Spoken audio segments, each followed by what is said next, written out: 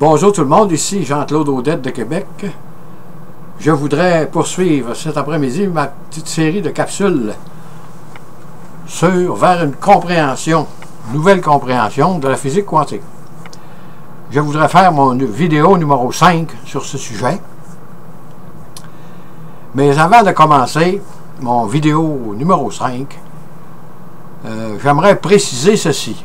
Premièrement, une particule de matière peut agir comme une onde. Ça, c'est la physique quantique qui nous dit ça. Et ceci est vraiment vrai. Ça, personne ne peut contester ça. Mais cette particule, son caractère principal est d'être un grain de matière. Et aussi, un photon peut agir comme une particule, mais cette particule demeurera, son caractère principal sera le vecteur de l'onde électromagnétique. Ça, c'est la dualité qu'il y a dans la physique quantique. Onde et particules. Et pour revenir à 1, Schrödinger versus Born dans les années 30, quand Erich Schrödinger avait dit que l'électron se comportait comme un fluide électronique. Et Born avait répondu là-dessus que c'était impossible et que c'était une probabilité de trouver la particule, l'électron. Il y avait un pourcentage, une probabilité de trouver l'électron à cet endroit-là. Donc, ceci a été admis définitivement que l'électron était une particule et un grain de matière. Et pour le numéro 2, on sait que Louis de Broglie a cherché, a essayé de prouver durant une vingtaine d'années que le photon avait une masse. Et il n'a pas réussi. Et là, depuis ce temps-là, nous avons conclu que le photon n'est pas un grain de matière, que le photon est une onde. Bon, disons que ça, admis, avec ces deux principes fondamentaux, voyons ce qui se passe avec la question de la non-localité. Nous intriquons deux particules de matière, ça on l'a vu dans mon autre vidéo, là, mon numéro 4. Si j'intrigue deux électrons, intriquons deux électrons, deux particules de matière, et que je les éloigne jusqu'à une distance, disons de 200 000 km, pour faire ça, il faudrait en embarquer un électron dans une fusée, là. Ça, dans ma tête, c'est secondaire, parce que c'est une méthode de pensée, et je veux démontrer avec ça que la physique quantique est locale.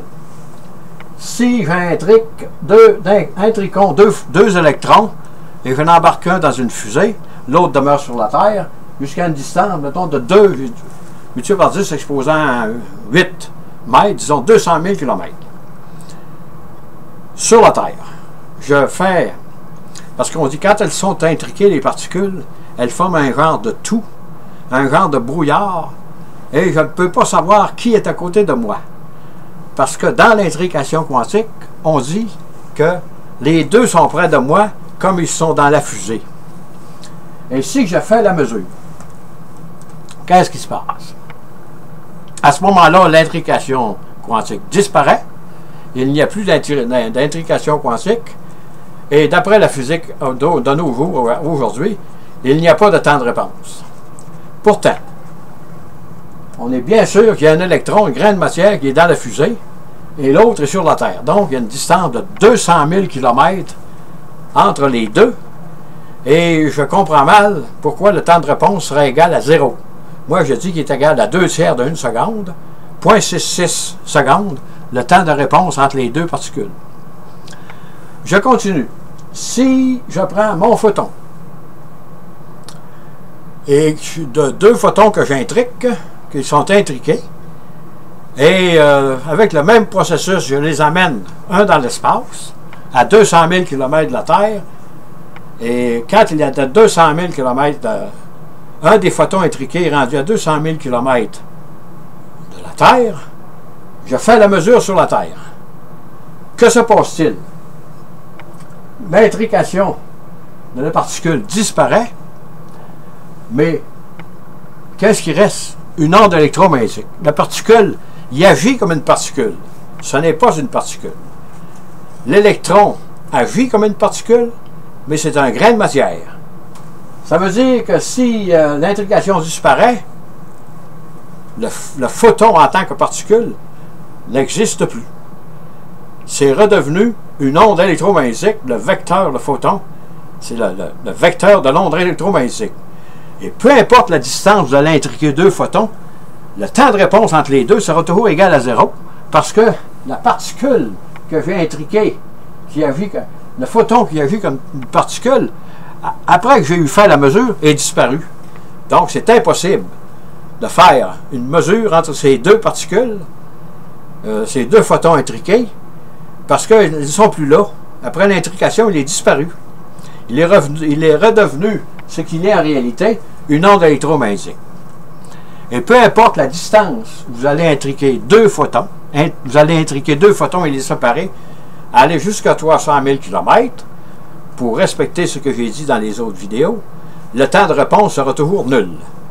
Parce que l'intrication aura disparu et la particule, le photon qui agissait comme particule, a disparu aussi. Et c'est sûr que c'est pas facile à comprendre, là, mais c'est plus facile de cette façon de saisir la non-localité que, comment je dirais ça, donc la non-localité de la physique quantique n'existe pas. Parce que si je prends mes deux particules, si je reviens à une particule de matière, si je veux correspondre entre les deux, il y en a une qui est à 200 000 km de l'autre, donc ça va prendre un temps de réponse de 0,66 secondes. Ça, c'est de la matière, et je suis sûr que l'électron est dans la fusée. C'est un grain de matière, tandis qu'avec le photon, quand il est intriqué, je peux en emmener un, disons, jusqu'à 300 000 km, bordé à l'autre bout de l'univers, et le temps de réponse va être instantané. C'est bien sûr qu'il va être instantané, parce qu'il n'y a plus le photon qui est agissant comme particule est disparu. Il est redevenu ce qu'il est en réalité, le vecteur de l'onde électromagnétique. Donc, vous ne pouvez pas mesurer ces deux. C'est pour ça que le temps de réponse est égal à 0, tout simplement. Et c'est sûr qu'en voyant la physique quantique de cette façon, et en supposant ce que je vous dis, moi je pense que c'est vrai à 100%, et en supposant que ceci est vrai à 100%, bien on peut aller beaucoup plus loin dans la physique quantique pour expliquer les phénomènes bizarres qu'on ne peut expliquer à moins d'espace en dehors de notre 3 dimensions et de mathématiques très très abstraites pour vérifier que la physique quantique est non locale. Moi, je vous dis que la physique quantique est locale et le jour où ceci sera prouvé définitivement, la physique quantique deviendra une matière comme les autres. Elle va être compliquée encore, c'est sûr et certain, mais beaucoup moins compliquée que nous la voyons aujourd'hui, parce que pour expliquer des phénomènes naturels qui se passent dans notre monde, il faut utiliser toutes sortes d'artifices pour prouver la véracité comme la non-localité. Je résume, c'est très important. La physique quantique nous dit qu'une particule peut agir comme une onde, depuis De Broglie.